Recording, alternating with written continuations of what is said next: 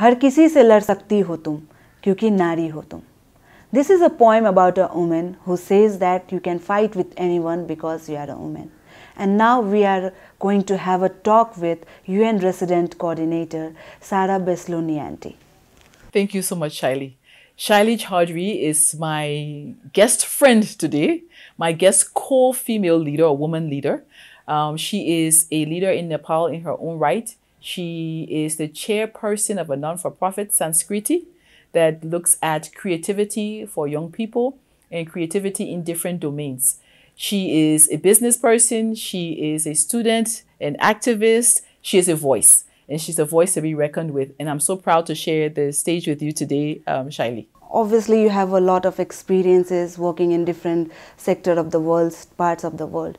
So there must be one thing common in every part of the geographical part of the world, that you see women coming out as a leader has been the major challenge, because somehow, somewhere there is some patriarchal norm which is still instilled within the people. Maybe more or less, but still there is. So what do you think that how women leaders strive themselves in that geographical part and come out as a powerful leader? I happen to come from the country where the first female president in Africa came from, Liberia. And having seen that, having seen the first female president in Africa emerge, but yet in some of the greatest nations of the world, you have not had a female president. The United States has never had a female president. We're just seeing now the first female vice president in the United States.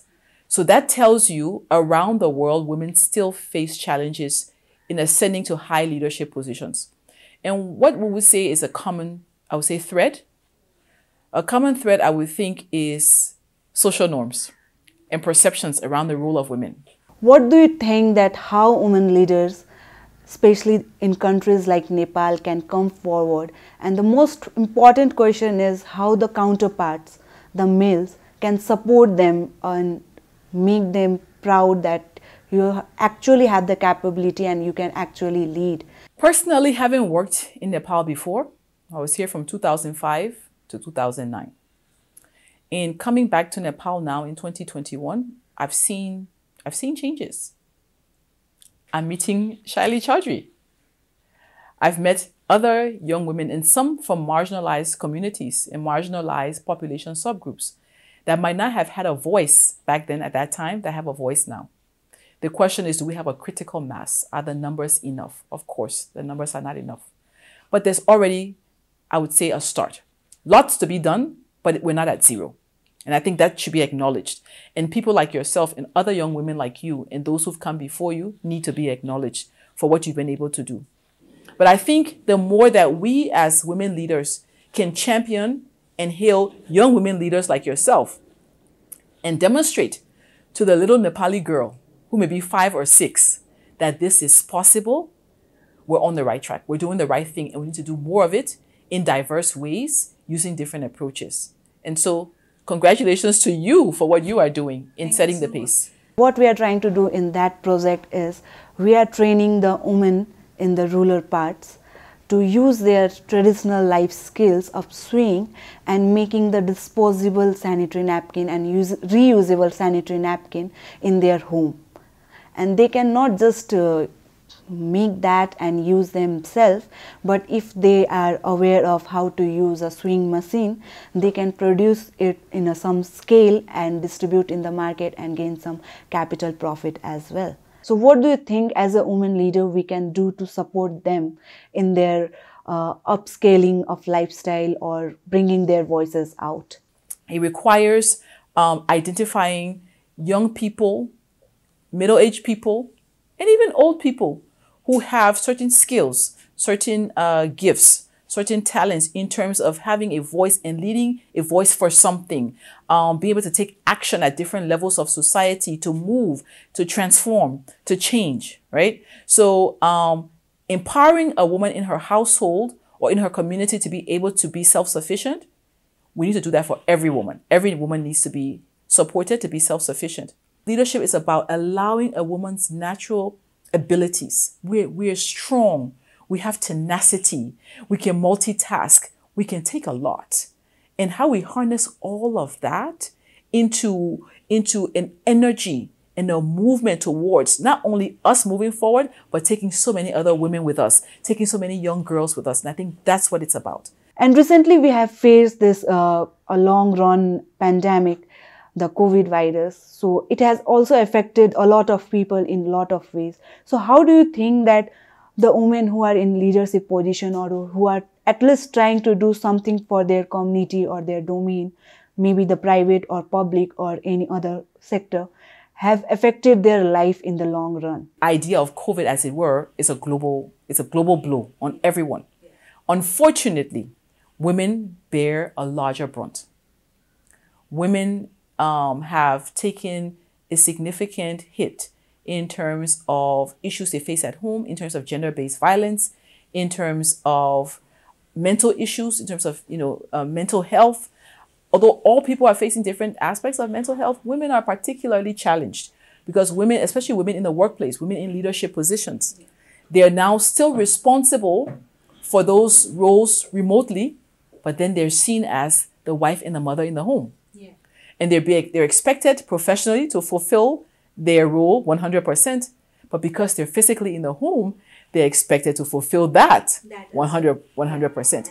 And you have, and that's just one aspect, right? Yeah. We can't get into every aspect of what women face with COVID, but definitely for sure, women have taken a huge blow in relation to the impact of COVID.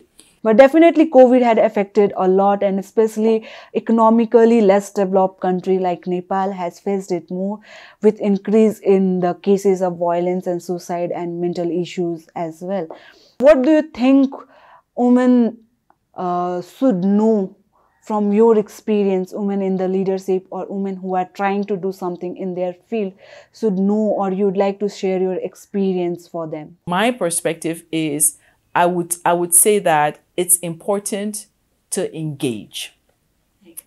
It's important to engage.